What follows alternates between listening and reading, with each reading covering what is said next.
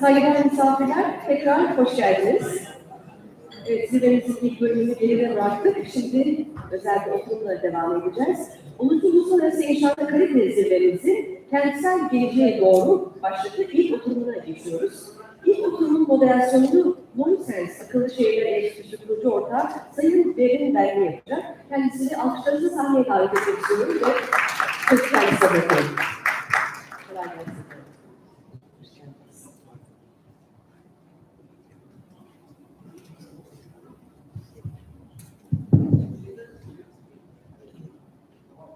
Thank you very much for your kind introduction.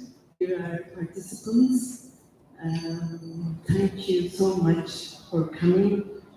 It's a great pleasure for us to be with you today. So before getting started, we would like to thank İnşaatta for their kind invitation to this summit, and also Kalite Group for providing generous support and also hosting this panel session. All right. Over the course of next 60 minutes, 1 hour, we will be discussing, talking on how to fight with climate crisis or climate change through smart and sustainable solutions.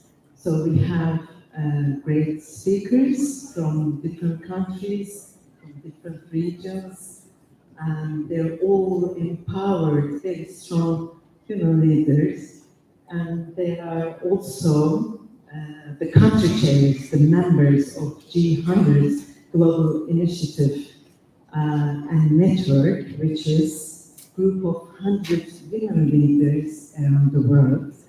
And in the Smart and Sustainable Cities chapter or wing, which is led by Ms. DOİ, who is the president and CEO of Kalite Group of Companies, and also the global chair of this wing or chapter. All right, let me invite them, first introduce them and invite them to the stage one by one.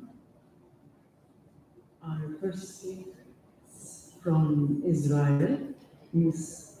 Naomi Tsur. She's the chair of Israel Urban Forum, and she's the founder and chair of Jerusalem Green Fund. Please join me in welcoming her to the stage.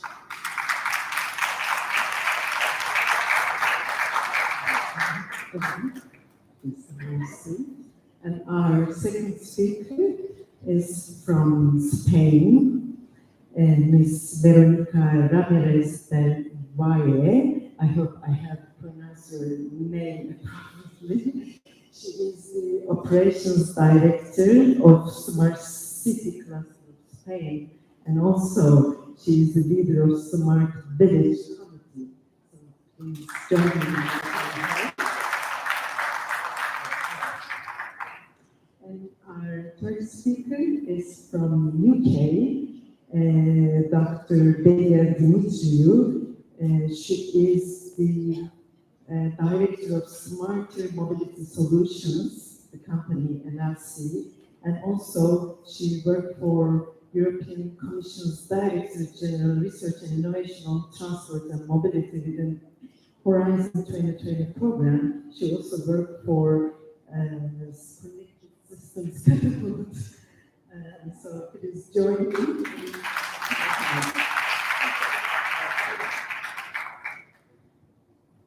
Okay. Before getting started, let's look at how the world is doing on climate change. Through a video, very short video. There will be scientists.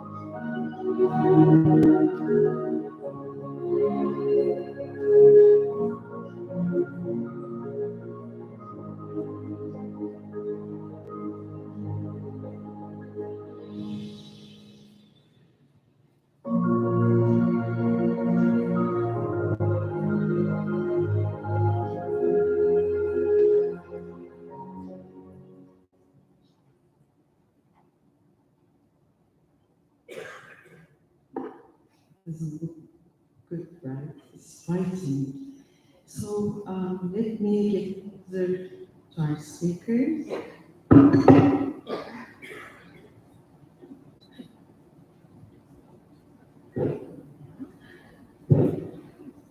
So, as you know, cities and regions continue to find themselves on the front line of climate crisis. So, yet they can't tackle it alone. So, responding to and tackling the climate change emergency requires a very, very robust engagement. Right? Robust engagement of whom all the urban stakeholders from all sectors and industries. So our panel speakers will be sharing their experiences and know-how on how to deal with this climate crisis or climate change or emergencies to smart and sustainable cities solutions. Through how to inclusive, to collaborative approaches being taken, and the challenges still need to be taken, still need to be addressed and overcome. So we'll be discussing this topic through three rounds of questions. Right? In the first round, we'll be focusing on the existing challenges, which is the what part. And in the second round, we'll then be emphasizing the potential solutions regarding these challenges that we have mentioned in the first round, and which is the how part, how to tackle with these solutions, with these potential solutions. And in the final and the third round, we'll have their call to action proposals, which is very, to the point and very solid proposals in one or two sentences. Okay, let's start our conversation and discuss this, very, very trendy and very popular and very challenging topic. So, Naomi, as you know, COP27 is approaching. It will happen next week, and the COP27 presidency has defined the summit's 4 key goals as mitigation, adaptation, finance, and collaboration, which requires inclusive and active participation from all the stakeholders, all the urban stakeholders, while the citizen and stakeholder management play a very critical role in sustainable urban development and also sustainability of our future to fight with this climate crisis. So, that was an intro. Within this context, what do you think? What could be the most tough challenges in your view based on this very good information? First of all, thank you for having me. Thank you for inviting us to this wonderful meeting. I think we're living in an age of what I would call the urban dilemma.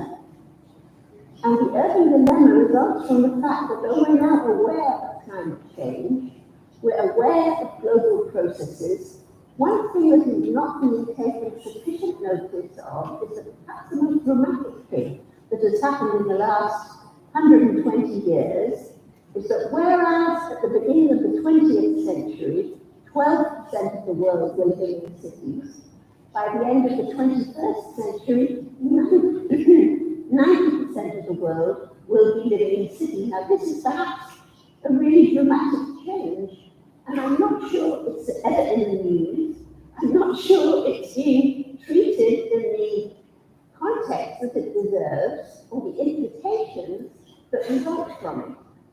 a second statistic that is perhaps no less important, that as time goes by, more than 65% of that world population, 90% of which will be in cities, 65% will be senior citizens. That's another thing that has to be taken into account, and I don't think that's being taken notice of either. The world, we're talking about the COP coming up in Sharm el-Sheikh, close to where I live, is a meeting of nations. And one of the failures of the United Nations has been its inability to say the word city.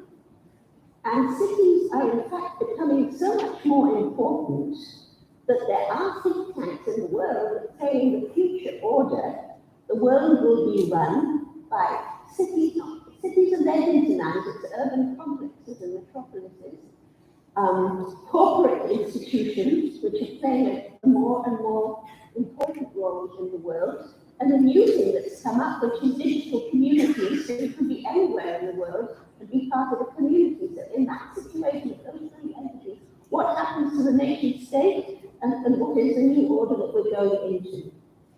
In that situation, I go back to a time when I served as deputy mayor in my city of Jerusalem, and at that point, I noticed a terrible lack of conversation, and we're in a very small country compared with you, and compared with most other countries, but a lack of conversation between local governments and national governments.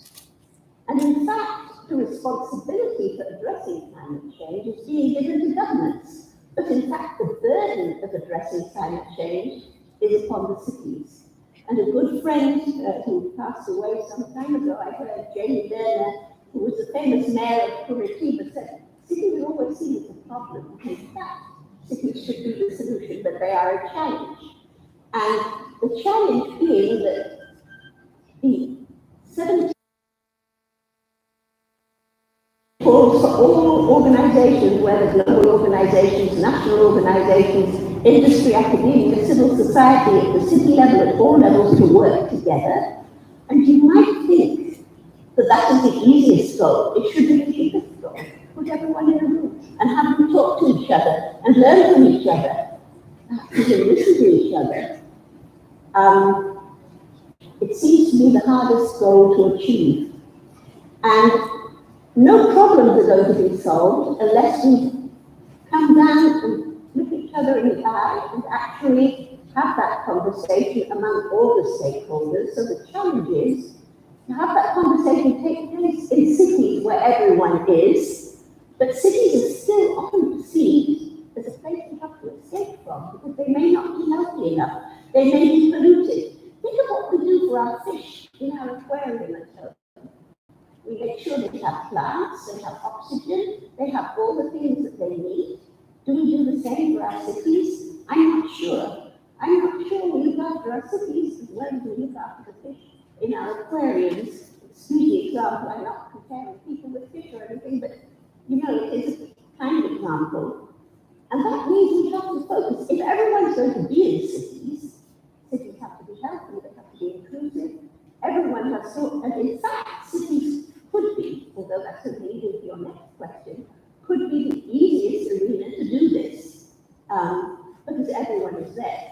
Industry is there, academia is there, civil society is there, and if we look at the statistics, 90% of the world are going to be there.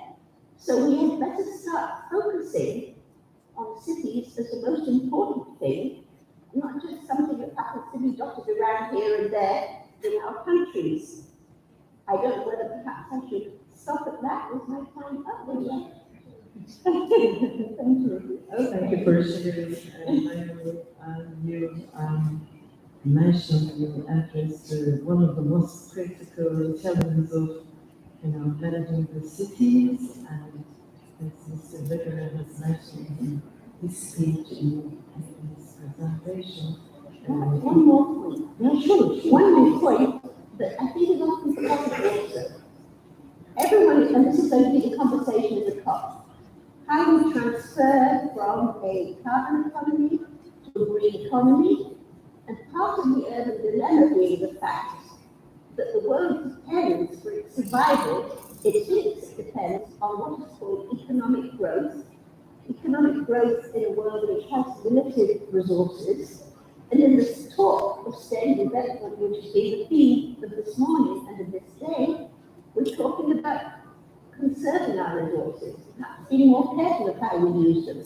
So you have two opposite directions. The world has to grow and expand, but we also have to tighten our belts, consume less, waste less, be careful of our resources. And the challenge of that transfer to a green economy where we can thrive economically but save our resources, that won't happen if we don't regard the two sides of the coin. One side is regulations, but the other side, and this is where the citizens of all the cities of the world come in, is our personal lifestyle choices. How we live our lives can make a tremendous difference to the carbon footprint of the planet. And if all our lives are going to be in cities, we need to get everyone on board in order to do it.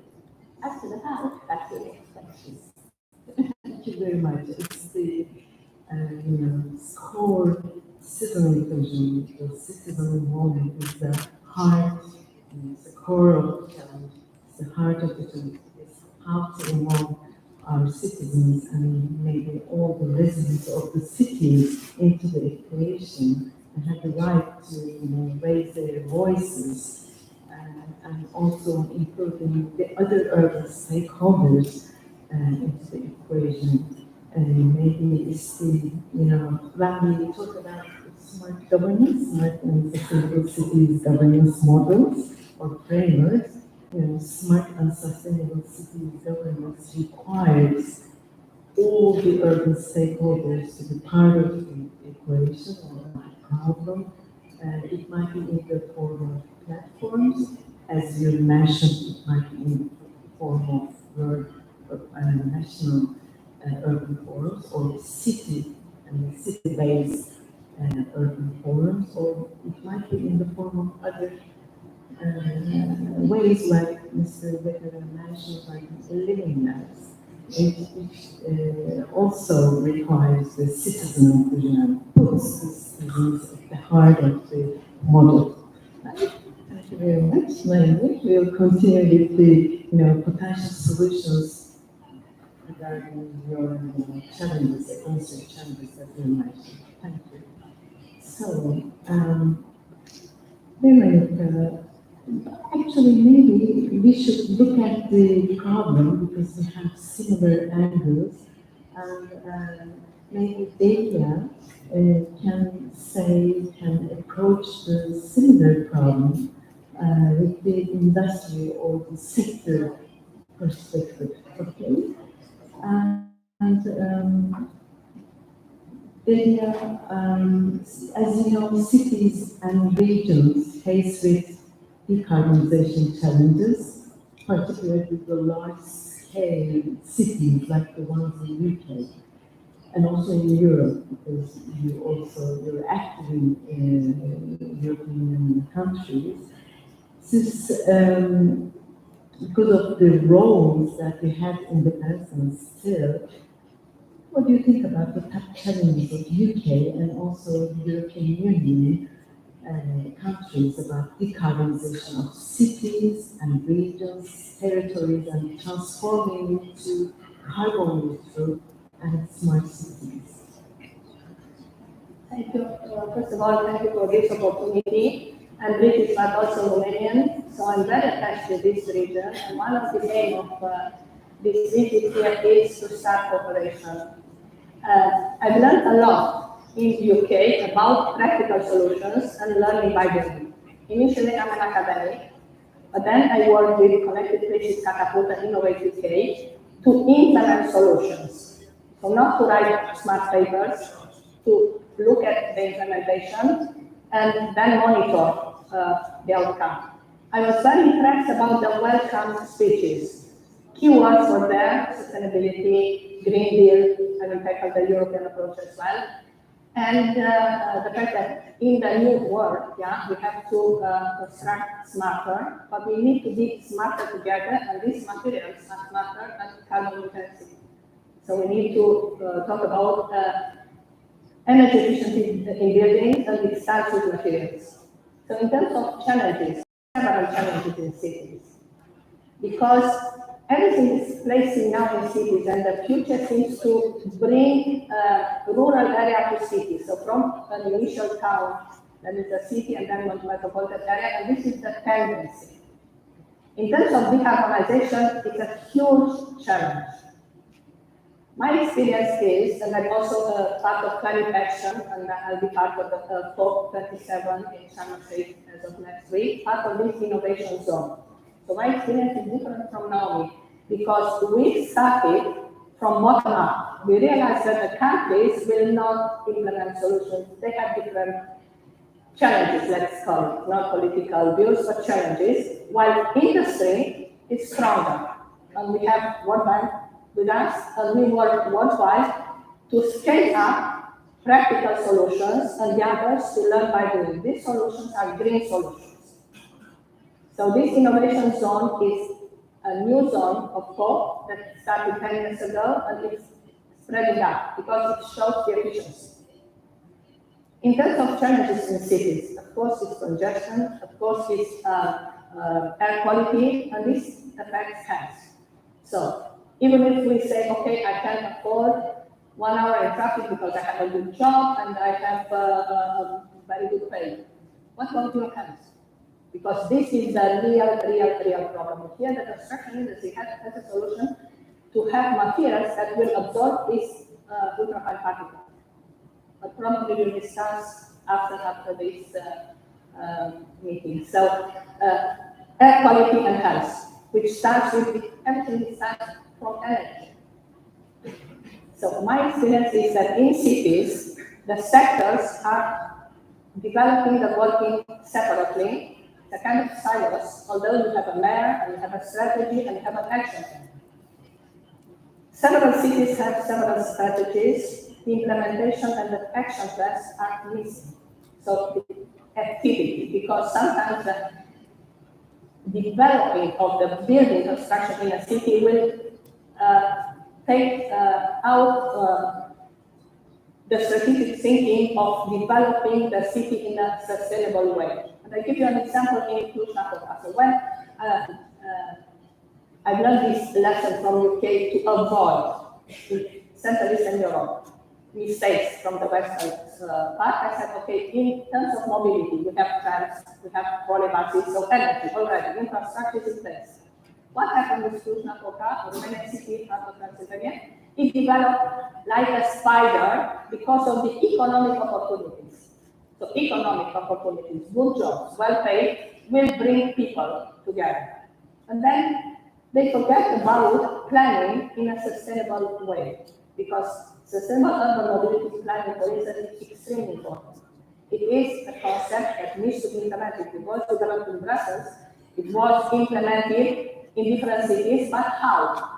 They done the survey, they done a report, they hired a consultant with the mayor, finished, it's done, we have it.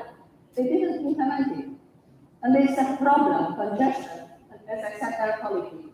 So that these sectors, we have mobility, which seems to be worldwide the most difficult sector to be decarbonized. And I'm part of mobility. I started as aviation, then I now integrated urban mobility, including waterborne, and then I moved to cities. And in fact, you have mobility, you have energy efficiency in cities, you have the energy. You need to decarbonize the energy. And you need local solutions, but I will explain later. So challenges is lack of communication and stakeholders to work together, and a very honest thinking and planning ahead. So it's not only present economic opportunity, because this will impact your health. Everybody living in that city, no matter how rich they are, these ultrafine particles from competitors are there. And there is a long run to decarbonize entire mobility. And I'm part of these key players worldwide. Everybody is now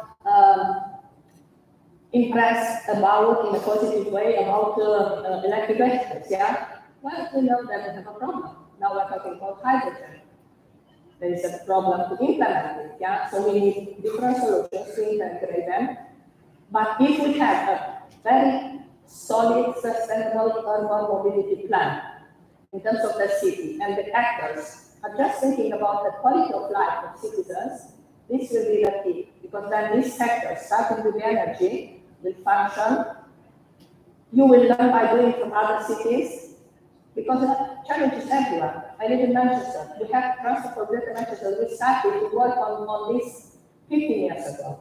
The British are very practical, so I've learned a lot from them. But now I would like to implement and work with colleagues to teach them the mistakes that they are still now they're facing because of this unity in strategy, action plan, and implementation. So in fact, my keywords are research, policy research, planning. So I guess these are the challenges, and I will come with the solutions. Thank you. Thank you. You approach the challenges with different angles. Actually, before your findings and sharing your thoughts about the challenges, Naomi had a similar finding regarding the governance, especially the inclusion of the stakeholders when managing the city, preparing the plans, the strategies and the roadmap. But as you mentioned, it's not easy to, even if you have a great strategy and roadmap that you have developed, it's not easy to implement it. So one of the most big challenges is the integration of the sectors or industries like built environment, like energy, like the other smart mobility and the other industries. So you approach the similar challenge with a different angle, the integration, interdisciplinary approach among the industries and sectors. So thank you very much. So we'll continue with the potential solutions that we'll address. Okay, welcome. There's a very popular, very famous saying nowadays called sustainable is the new smart.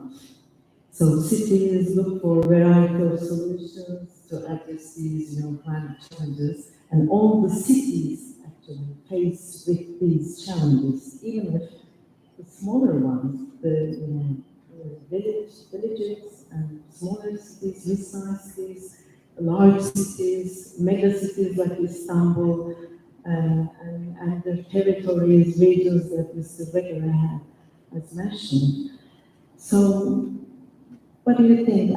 You're managing a very big cluster, smart city cluster in Spain, which includes many Spanish cities. So you assume that you have lots of experiences with your cities.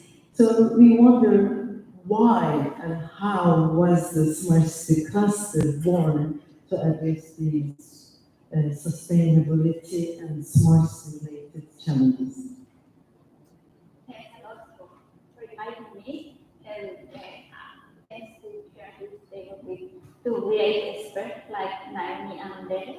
And I will tell you how we create a smart city cluster. This is a national cluster that comprises the industry that is going to work together with the cities in order to write their history for the future, to be more sustainable, to be more green, to be more circular. So I will tell you the history of the cluster that I think is pretty similar to any other country. Around 10 years ago, all the cities in Spain, we are more than 8,000 cities in Spain. So all of them realized that there was something that was called smart cities, and that has to do with them, not just with the big cities, Madrid, Barcelona, Bilbao, Málaga. All the cities have to change. So they realized they have to do something. And at that point, the industry realized that there is an opportunity in the cities. So they start to develop solutions and products for the cities. So a few entities from Andalusia and Spain realized that there was to do something to order what was going to go on the next years. So we decided to create a cluster to comprise all the knowledge that goes to the cities. So we start to identify in Spain the companies that were going to lead the different areas of the city to understand what they were going to propose to the city. But of course, we want the companies to earn money because they are business. But they have to understand that they are not just providers. They have to work together and to collaborate with the cities. So, although we are an industry cluster, we have to get cities in our cluster because they are the ones who are going to show us what they need. So we can start that cluster. Now we have 10 years, nearly 10 years, and we have 220 companies and some universities, all of them working with the city. And we collaborate with the territories. For us, the biggest challenges are that there is a big distance between the city and the industry. Because the city has challenge, the industry has solution, but they are working on different sides. So what we pretend is then to get closer and to work together from the beginning. So if a city is making a plan for the area, they need to incorporate the industry when they are planning, because later the industry will provide the solution for that plan. But if we make the planning, don't looking at the industry, and the industry made the product, not looking at the city, what are we doing? So we are working for them to understand that this is not just a customer and a seller, that this is something which is collaboration, and they have to go together because they have to rewrite the future of our cities. And of course, we cannot forget the citizens because they are the main reason for what we are doing now. So we started a few years ago. It was not easy because companies didn't understand that the model has changed for them because most of them never work with cities. They work for the private industry. But now they work with the city. And they have to understand how a city works. And of course, there is technology, and the data is something that is going to be part of our making decision. But we have to adapt the technology to the city. We don't have to arrive to the city selling without understanding what's going on in that city.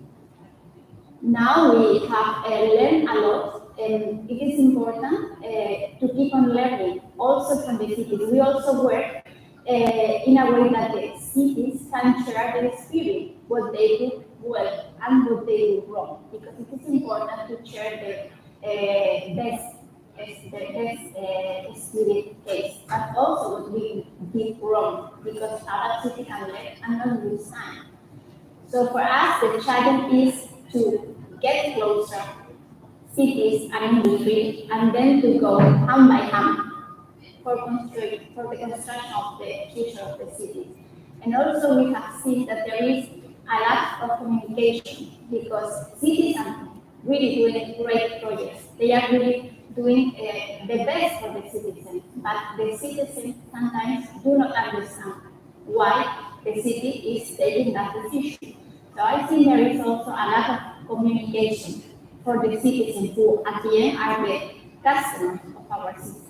So we are also working with the industry to try to help the managers of the city to tell what they are doing in the way that we communicate. They have to use another way. They have to get closer also to the people to understand that this is something that all of us have to work together. Thank you very much for your sharing your experience, why you needed to build up this master cluster in Spain. It's very valuable because you mentioned the involvement of all sorts of stakeholders, especially the role of the private sector involvement, the number of companies, the number of of cities in your network.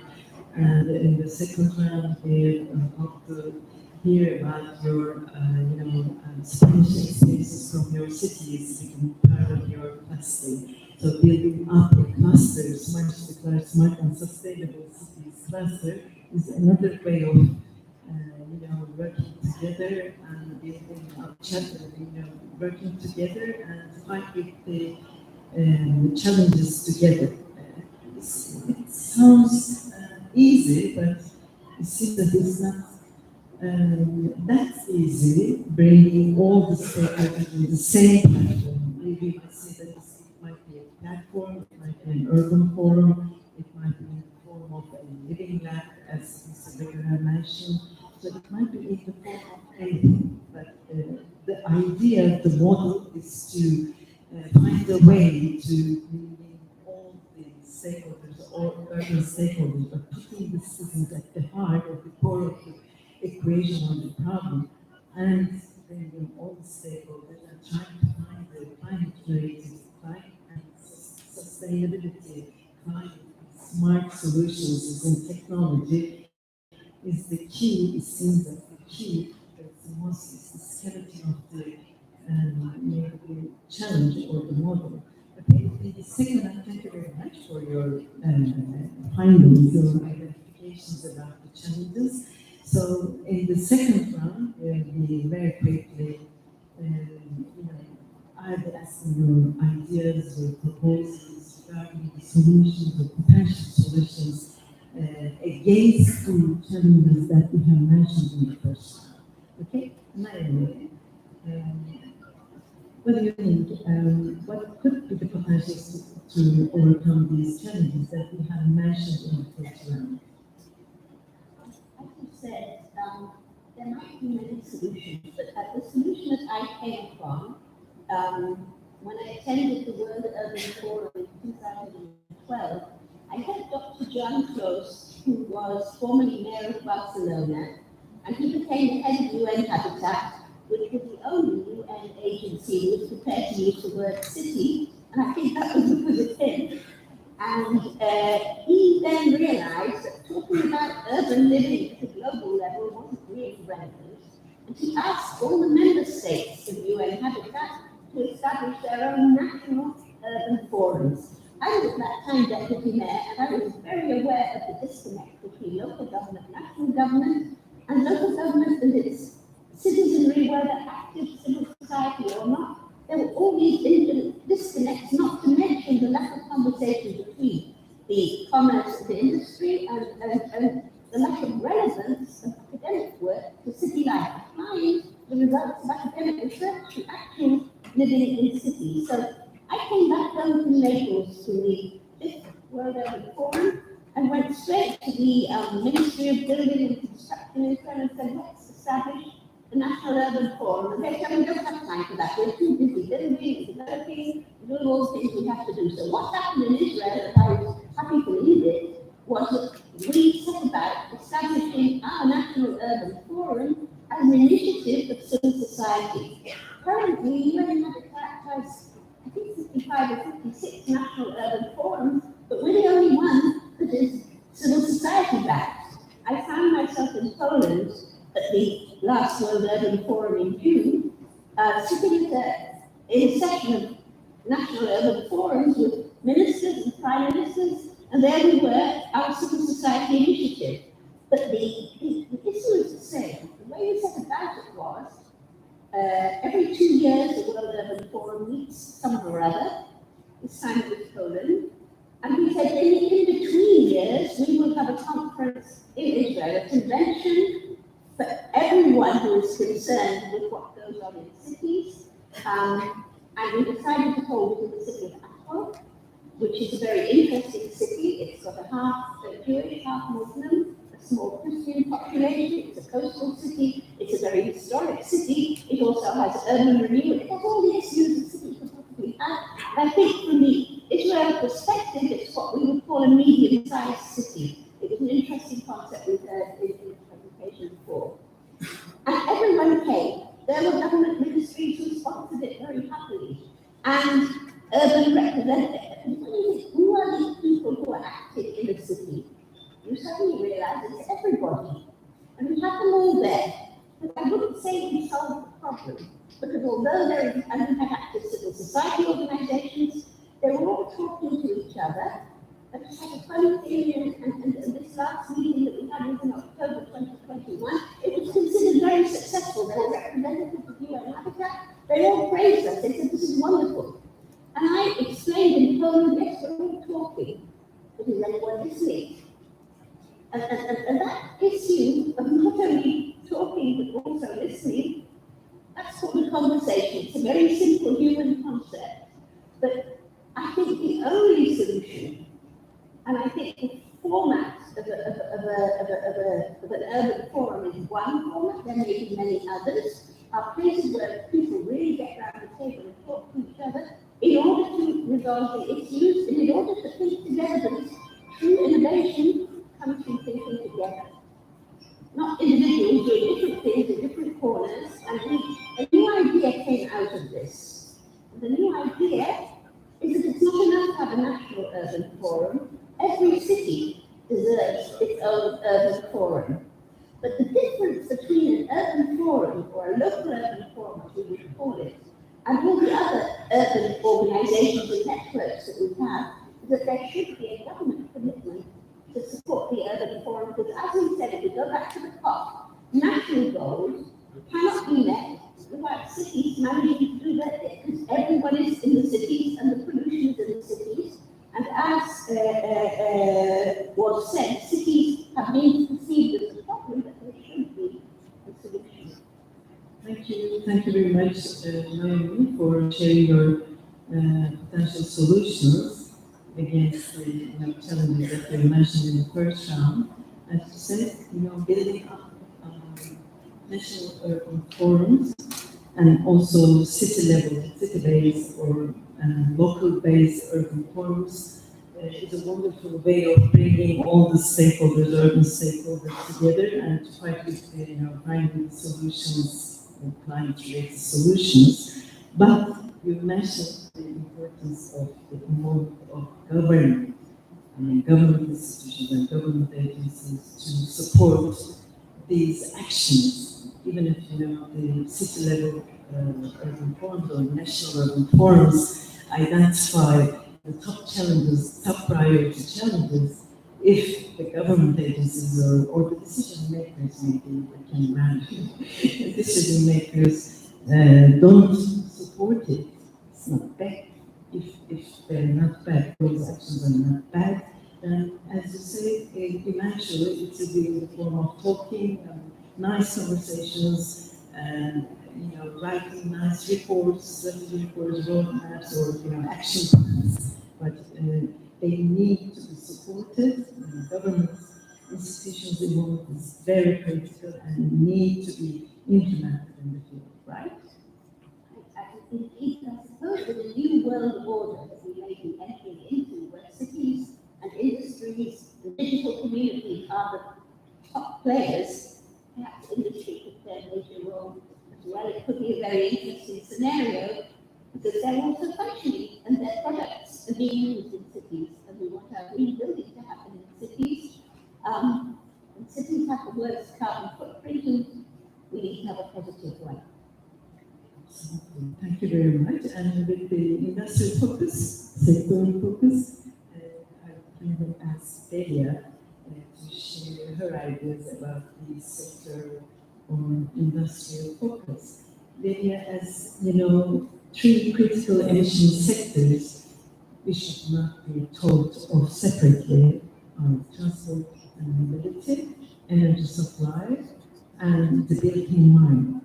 So this is why, because this is their interdependencies and impact on net zero, right? Great. So I will bring that perspective from Yeşil and then from Russ.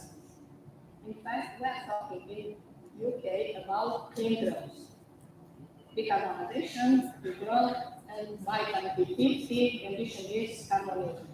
Everything is zero emission, and up to 2030, low carbon, we start with some sectors to check the neutrality.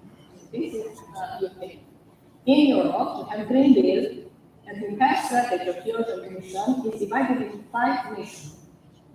And these missions are Kentsel, which is health, so citizen-centered. And in fact, everything is citizen-centric in Brussels and in London. Then is mission soil and food. Then is mission water and ocean. Then we have climate adaptation. And then we have mission cities.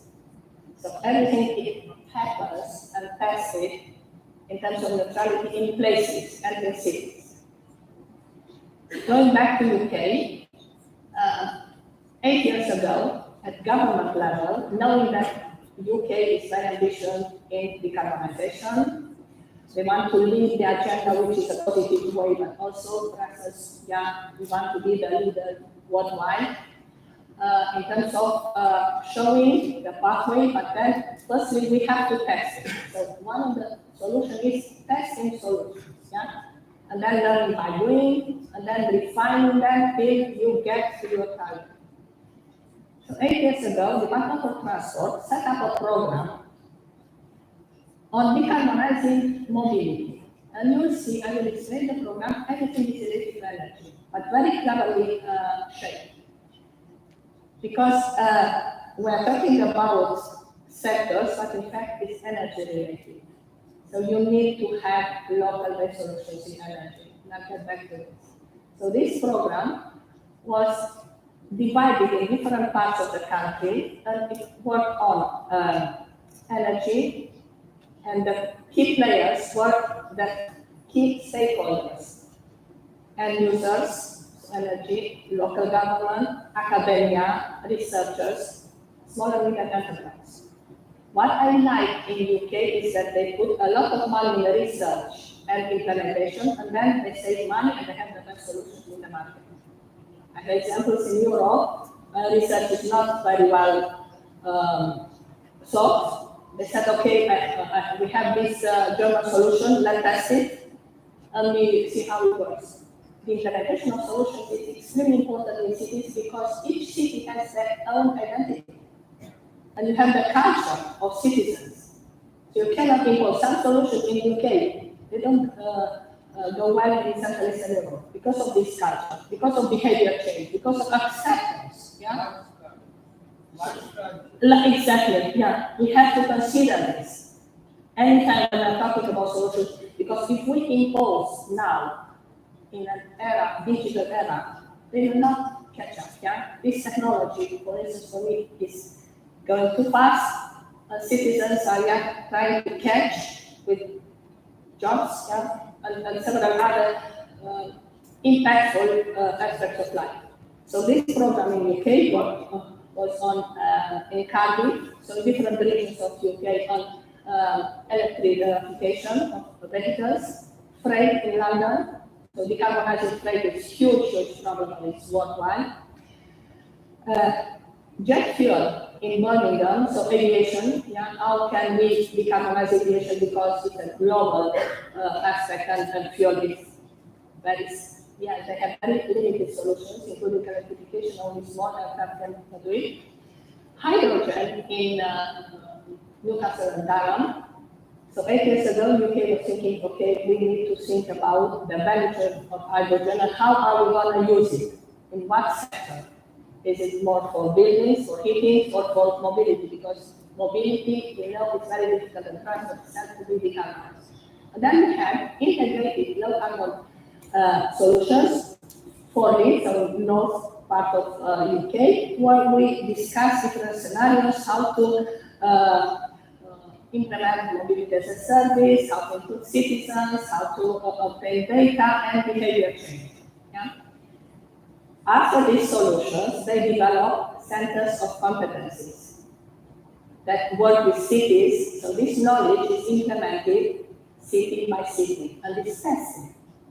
And then, of course, we have knowledge, and when we're talking about meetings in other parts of the world, it's knowledge transfer. For me, it's not entirely British knowledge transfer.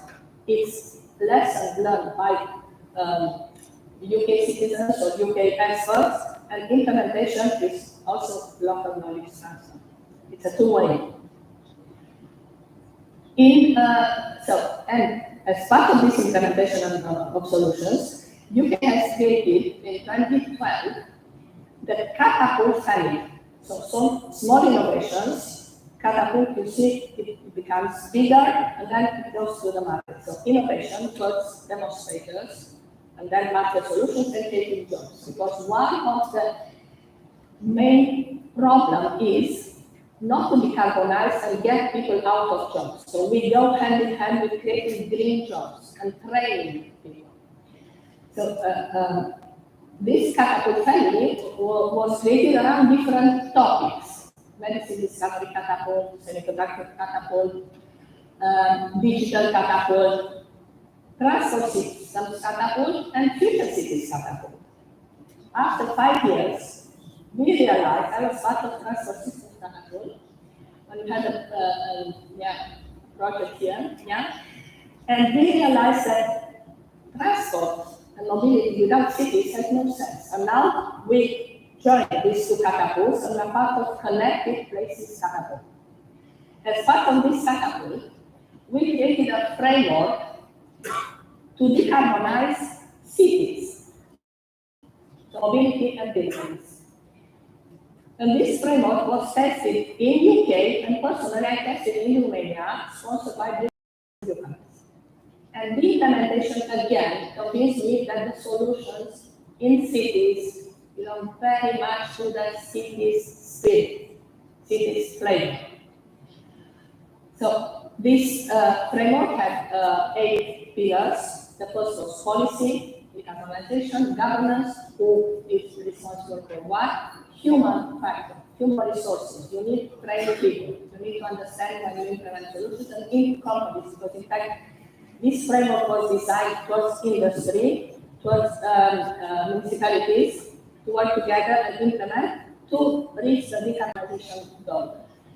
And the fourth pillar was finance, finance, and then innovation. You need to identify innovation. And we realized several cities in Central Eastern Europe and in Western part of Europe, they had these innovation centers. But when they talked about innovation, it was IT solution. IT is not innovation. Sorry for interrupting. Maybe we can, in the third round, maybe we can share the rest of your... Yes, of the pillars. It's just that it works very, very well. So in conclusion, in conclusion, it's lesson learning by doing, best practices implementing in different cities, and take care of the spirit of the city. Okay, thank you very much. And you mentioned a couple of, very,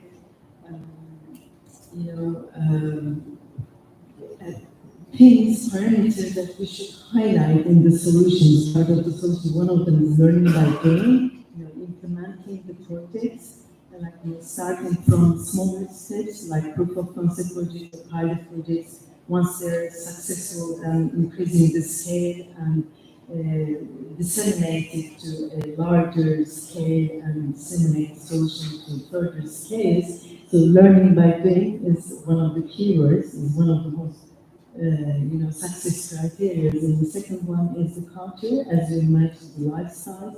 So if you have a solution that you can adapt it, if you have a solution in the UK, in London, for instance, then it doesn't necessarily to have the same success in other cities. So the culture and the lifestyle is another important parameter, and also the interdependencies between among the industries and sectors, like built environment, energy, and smart mobility, as you mentioned. We have lots of experiences in Catapult in the UK. Catapult itself is another success story in terms of its organization, as it brings all of the stakeholders, especially the private sector companies, and also government organizations, NGOs, and universities. So thank you very much. In the final thing, Benli, we kindly ask me your solid proposal We have lots of experience in steppables and European Union, in European Union countries and UK, so we have a solid 1-2 sentences for solid purposes as call to actions, okay? Thank you. So, we can, since we have addressed why Smart City Cluster was born in Spain, and you shared your experiences regarding the structure of the Smart City Cluster. So, in your view, what could be the potential smart and sustainable solutions to fight with the climate change or climate crisis, overcome these challenges by giving examples from your cities in the field? So, we're kind of asking you your experience in the field. What sort of successes or best practices you have in your cluster? As we are a cluster who has many industries, we know a lot of solutions, a lot of products. So we have a huge catalog of solutions. But we have to understand that the cities now are data. So the smart cities bring data for making decisions. So we need data, and there are many different solutions to measure data. Since we are in a construction forum, I would like to explain a few projects where the buildings are the sensors and where the buildings are the main reason for taking a decision in a city. So as you know, a smart city works, we take data from different places, we clean those data, and then we take decisions.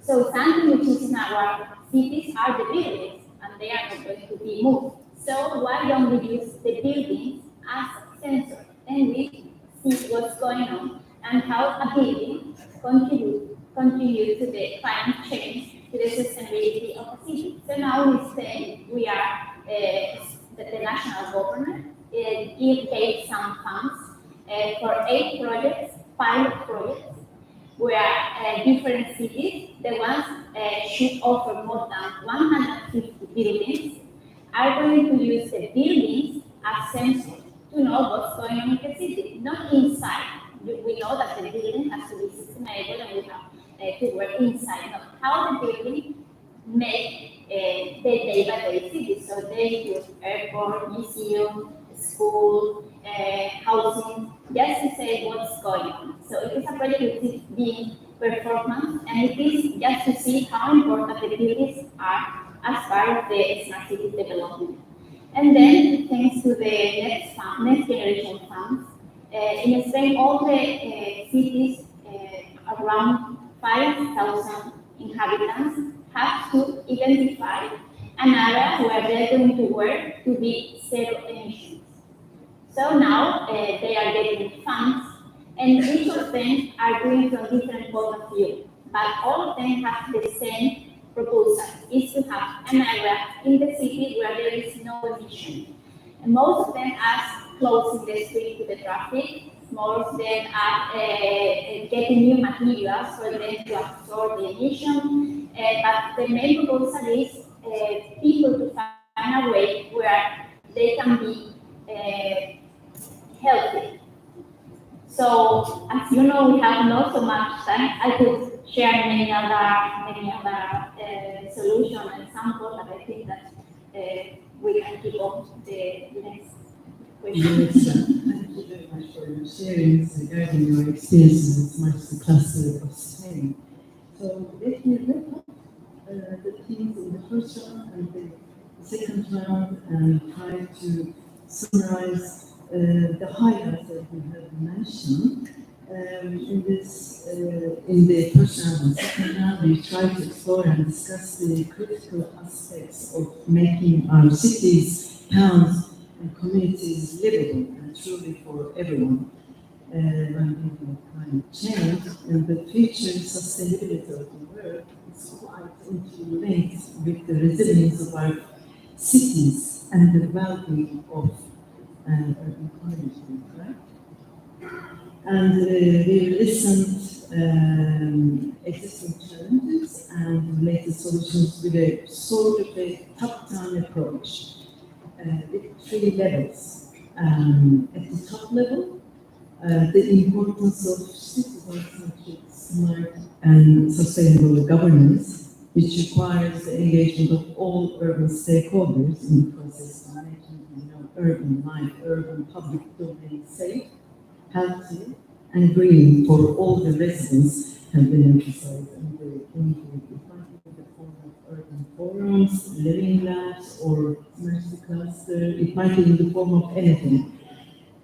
But the main mentality, idea, and the approach is quite similar to each other, right? Inclusion of our youth, underrepresented populations, to ensure that our transition to a sustainable future is just and equitable for all, for most of the vulnerable ones, right? We need to ensure a just transition to a sustainable future. I said, we agree on all of these, okay? At the middle level, that was the top level. At the middle level, we've seen the existing challenges and potential solutions with industrial, with various comments and experiences with industrial and sectoral insight regarding the decarbonization of our cities and towns. So we looked at the 3 critical emission sectors, which should not be talked of separately, which are transport, mobility, energy supply, and built environment. And this is their interdependencies and impact that they create on net zero, right? And yet these 3 sectors continue to be platformed, delivered, and also unfortunately funded in silos, separately. So this is one of the most important challenges. And today we see a very fragmented, slow-paced planning system. So we need an integrated, very integrated, to-the-point planning systems, and design and manage our cities to meet these net zero targets. And at the 3rd and the last level, at the field level, with Ms. Veronica's comments, we look at the interventions that have been linked to the challenge of cities to join urban development, also technology to make low emissions, right? And mainly on the urban centers, as you mentioned, and how the industry has developed different products and services to meet these challenges. So you have also mentioned the learning by doing experiences, starting from smaller steps, start with a POC or a pilot implementation and increase the scale, of course, by measuring these processes, the projects or the programs that we have been implementing, and then increase the scale and test it, increase the scale and disseminate it to larger scales, right? And these 3 stages, through a top-down approach, including challenges and actions, also applies for Turkish smart and sustainable cities market. Let me very briefly share with some highlights from Turkish smart and sustainable cities market. It's also a growing market in Turkey, and maybe it could be good to share the market size based on a study that we had done last year. It was a research study. It was at the national level. Our smart and sustainable cities market is expected to be around $1,750 billion in 2024, while 1/3 of it belongs to energy, water, and buildings. This was one of the important findings of our report, and according to World Bank's recent study, climate action could provide nearly $150 billion in savings for Turkey in 2014. And if it takes naturally effective and appropriate actions to boost resilience, mitigate economy-wide emissions of carbon dioxide and other greenhouse gases. So Turkey is a very, very high focus on energy efficiency and very ambitious targets for next year and further. So Turkey plans to lower its primary energy consumption by 14%, and annual carbon dioxide emissions by 66 million tons, preparing $11 billion for energy efficiency by next year. So one final thing about Turkey, buildings is about buildings. Buildings account for 1/3 of Turkey's energy consumption, and energy consumption and built environment are the two promising subsectors in Turkey. So by built environment, let me explain what I mean by the built environment. It includes the buildings we live in, the distribution systems that provide us with water and electricity, and the roads, bridges, and transportation systems we use to get from city to city or place to place.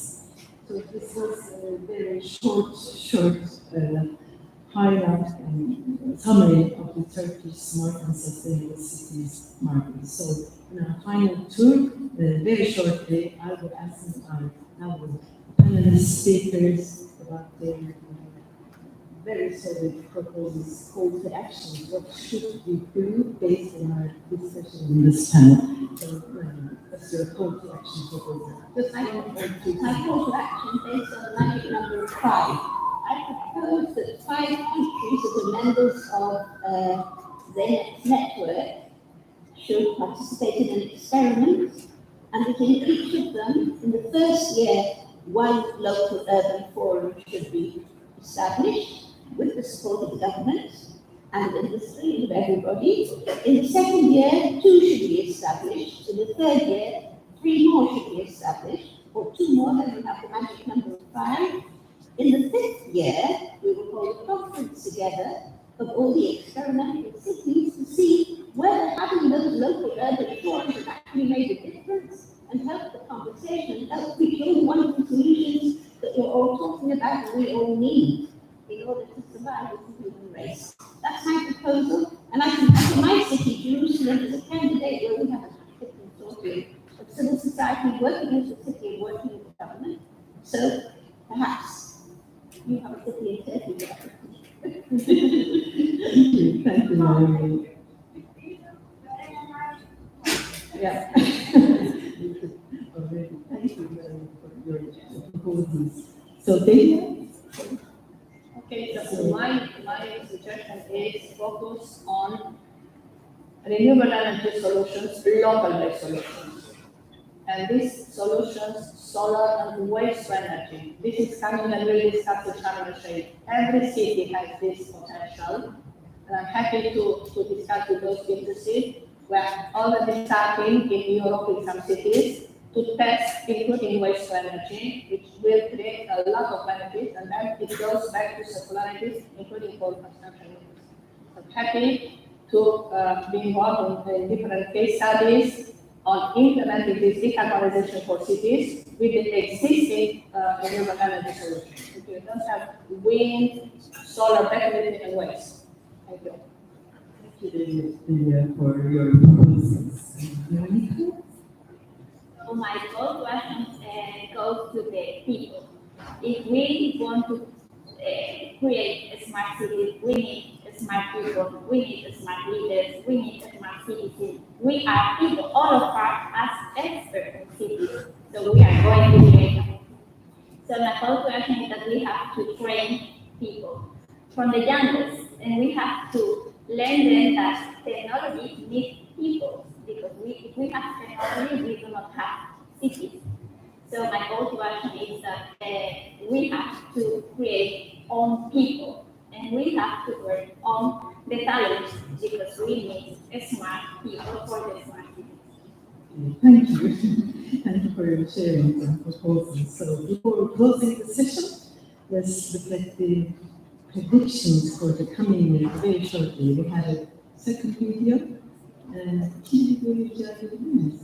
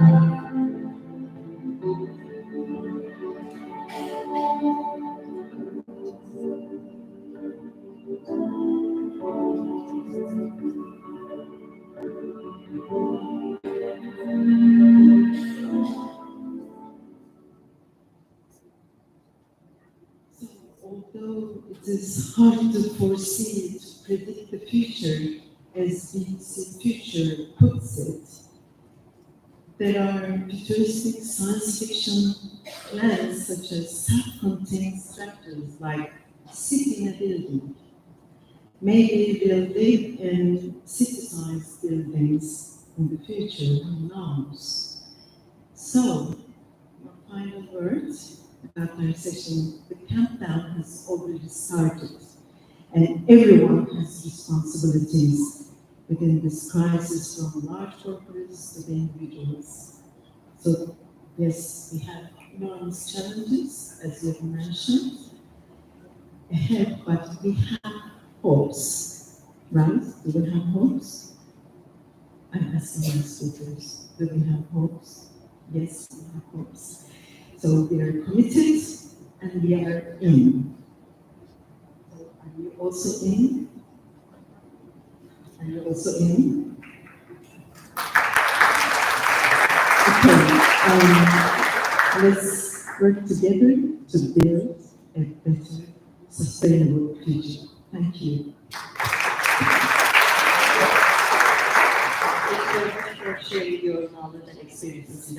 Çok teşekkür ediyoruz Sayın Berrin, Benli'ye ve değerli konuşmacılarına. Alkışlarla uğurluyoruz sizi efendim. Teşekkür ederim.